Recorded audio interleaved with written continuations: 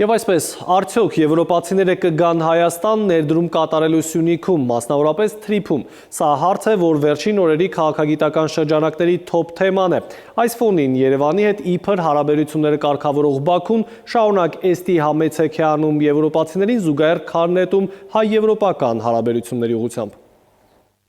Հայաստանն ու Եվրոպան դեռ չէին ստորագրել գործընկերության օրակարգը ռազմավարական դարձնելու փաստաթուղթը, երբ Ալիևի օգնականներից Հաջիևը բրյուսելյան պարբերականին ասաց, թե ուզում են, որ Եվրամիությունն իր մասնակցությունն ունենա, այսպես կոչված Զանգեզուրի միջանցքի, իրականում Ամերիկայի նախագահի պատվին կոչված Սյունիքի Թրիփ, Թրամփի միջազգային խաղաղության ու բարգավաճման երթուղու ծրագրին, որը պետք է ապահովի Ադրբեջանից Նախիջևան անխոչնդոտ անցումը։ Այն նույն Եվրամիությունը, որի անձեն դիտորդների սահմանագոտ ու պարեկությունից հրաժարվելու պահանջ էր Բաքուն Երևանի առաջ դրել խաղաղության պայմանագիրը նախաստորագրելու համար։ Զանգեզուրի միջանցքով տարեկան 15 միլիոն տոննա բեռ է փոխադրվելու։ Ադրբեջանական հատվածի շինարարությունն ավարտվելու է 2026 թվականին։ Բաքուն ուրախ կլինի Եվրոպական միությանը եւս տեսնել տրանսպորտային այս հանգույցում։ Մինչև Բաքուն կիսվեց իր ուրախությամբ, Եվրամիության պաշտոնյան ընդլայնման քաղաքականության հարցերով բարձր հանձնակատար Մարթա Կոսը մեր երկրի գլխավոր դիվանագետի Արարատ Միրզոյանի հետ լրագրողների հարցերին պատասխանելիս խաղաքարտեր բացեց։ Պարզվեց Սյունիքի երթուղի գալու համար նույնիսկ բանակցություններ են արդեն վարում, բայց ոչ թե Երևանի եւ Վաշինգտոնի հետ, ինչպես օգոստոսի 8-ի հայ-ադրբեջանական Ամերիկայի խաղաղության կուլմինացիայից հետո ի պատասխան Ռուսաստանի մեկնած օգնության ձեռքի պնդում էին Հայաստանի իշխանության ներկայացուցիչները,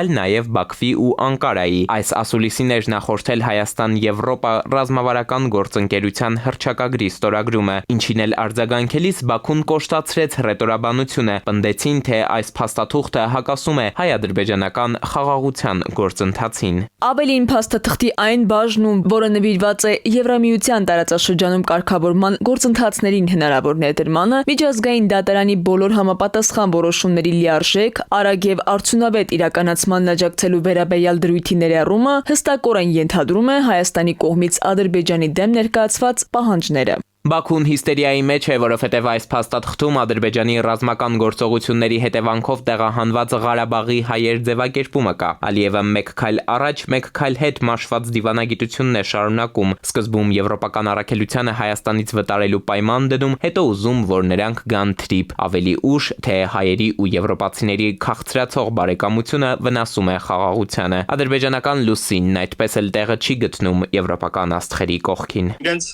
դուրեկան չի այն փաստը, որ Հայաստանին հաջողում է ինչ-որ հարցերում նաև Հայաստանի Հանրապետության շահերից ելնելով բանակցել եւ հասնել դրական արդյունքների այդ պայմանավորվածությունների ընթացքում։ Դրա համար իրենք փորձում են հնարավորինս անընդհատ ճնշման տակ պահել։ Իսկ ամեն ինչ ֆինանսավորելու հնարավորություն չունեցող եվրոպացիները, ինչպես բանաձևել էր հենց ինքը եվրաչինովնիկ Կոսը, ի վերջո կգան Սյունիք, կունենան իրենց մասնակցությունն ամերիկյան երթուղում։ Մասնագետի համոզմունքն է, իրենց համար այս ծրագիրը հնարավոր լավագույններից է։ Ռուսաստանը շրջանցելով Կենտրոնական Ասիա հասնելու համար հարևան Վրաստանը քայլ-քայլ հեռանում է, Իրանի հետ չպարզած հարցեր կան։ Հայկական ճանապարհը ամենահարմարն է։